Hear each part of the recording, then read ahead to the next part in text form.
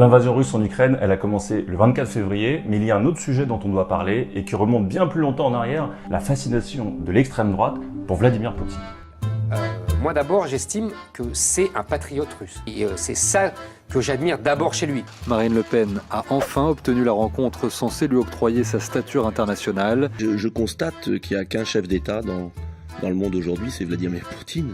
Et je vais vous dire pourquoi j'aime Poutine. Vous rêvez d'un Poutine français? Oui, j'en rêverais, oui. Il y a aussi, et c'est quand même un peu différent, une approbation quasi systématique de ce que la Russie fait sur la scène internationale, et ça on l'a très bien vu au moment de l'annexion de la Crimée en 2014. Parce qu'en annexant la Crimée, Vladimir Poutine est dans son droit. Absolument, à mon avis, oui. Et je crois que pratiquement Poutine a fait relativement un sans faute. On retrouve même dans les archives une question de Marion Maréchal Le Pen en 2014, qui est alors une toute jeune députée de l'Assemblée nationale et qui essaye de décrédibiliser le mouvement de révolution du Maïdan en 2014 en Ukraine. Je regrette un peu que l'Union européenne, une fois de plus, ait fait un peu fi du principe de non-ingérence en prenant position pour une manifestation dans un pays certes corrompu, mais des manifestations dont on sait qu'elles sont quand même en partie composées maintenant, c'est avéré, de milices néo-nazis et de partis d'extrême droite qui risquent de participer demain au gouvernement. Et là, il faut qu'on se pose une seconde, parce que, à première vue en tout cas, historiquement, il n'y a rien qui lie l'extrême droite française avec la Russie, qui a quand même été communiste pendant un siècle, et le communisme n'est pas franchement placé à droite de l'échiquier politique.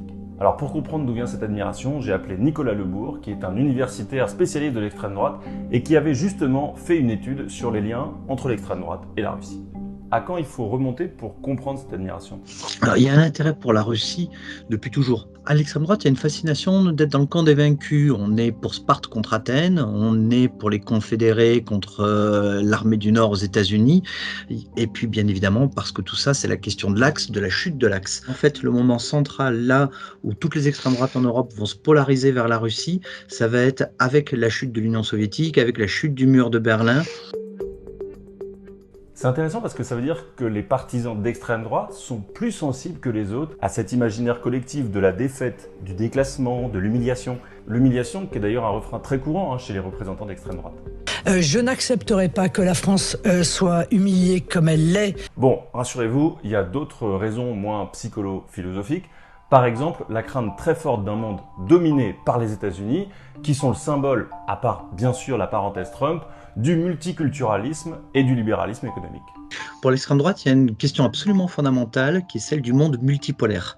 Il y a une méfiance absolue envers l'idée que les États-Unis voudraient imposer une domination unique au monde. Pour Éric Zemmour, ça justifie une alliance avec la Russie, considérée comme plus fiable que le Royaume-Uni ou les États-Unis. Même discours chez Marion Maréchal Le Pen.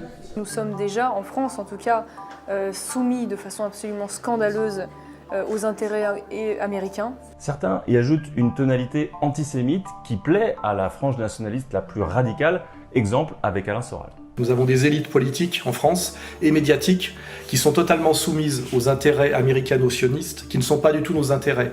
Il y a une raison géopolitique, il y a une raison plus ethnique, disons, et là il faut d'abord contextualiser avec un propos de Jean-Marie Le Pen, qui est l'ancien président emblématique du Front National. Je crois à l'inégalité des races, oui, bien sûr. C'est évident. Toute l'histoire le démontre. Elles n'ont pas la même capacité ni le même niveau d'évolution historique. Une race blanche donc qui est toujours menacée dans l'imaginaire d'extrême droite. Dans une interview en 2015, il dit même « Nous devons impérativement nous entendre avec la Russie pour sauver l'Europe boréale et le monde blanc ». L'Europe boréale, pour Jean-Marie Le Pen, à cette époque, va de Brest à Vladivostok. Encore il y a quelques années, dans une de ses chroniques, Éric Zemmour observait que Poutine était déjà considéré comme ce potentiel sauveur. Ceux qui détestent Marine Le Pen détestent aussi Poutine. Ceux qui aiment Poutine ne détestent pas Marine Le Pen. Les premiers voient Poutine en dictateur. Les seconds le voient comme un homme à poigne qui viendra un jour sauver l'Europe chrétienne et blanche. L'argument de l'homme à poigne, il est aussi déterminant. Vladimir Poutine, c'est un peu la matrice des pouvoirs illibéraux, l'idée qu'on conserve un système qui a l'air démocratique, mais au bénéfice de régimes très très forts. Et ça, c'est aussi une offre politique qui ressemble à ce dont on rêverait comme État en Europe pour les nationalistes. Ok, donc on a trois raisons qui se dégagent. Le refus d'un monde unipolaire américain, l'impression que la Russie est une alliée dans la sauvegarde du monde blanc, et l'incarnation du pouvoir par Poutine, qui est une sorte de mâle alpha politique irrésistible. Dans son étude, Nicolas Lebourg estime même que le FN est devenu un lobby pro-russe, et que le partenariat est acté au moment du congrès du FN en 2014, où l'invité de marque était alors Andrei Issaev, le vice-président de la Douma, le Parlement russe. Mesdames et messieurs, chers camarades. Un autre spécialiste de l'extrême droite, qui s'appelle Jean-Yves Camus, a relevé un chiffre vraiment étonnant. Entre juillet 2014 et juillet 2015, donc en plein dans la première crise ukrainienne, dans 93% de leurs votes, les députés européens du groupe ENL, où siégeaient les élus FN, ont voté contre des résolutions qui étaient défavorables à Moscou. Il reste un dernier point, et vous vous en doutez, l'argent bien sûr. En 2014, le Front National sollicite une banque russe pour un prêt de 9 millions d'euros. Le trésorier de l'époque s'appelait Valéran de Saint-Just, et il avait dit déjà dans un article que les bonnes relations avec le pouvoir avaient joué leur rôle. Plus anecdotique, mais tout de même, la rencontre entre Philippe de Villiers et Vladimir Poutine lui-même, en 2014 en Crimée, pour négocier la création d'un puits du Fou à la sauce russe en Crimée. On est seulement 4 mois après l'annexion, mais le projet ne verra finalement jamais le jour. Je le regarde comme un patriote qui défend le bien commun de son pays. Peut-être au détriment du bien commun de ses voisins. Non, pas du tout.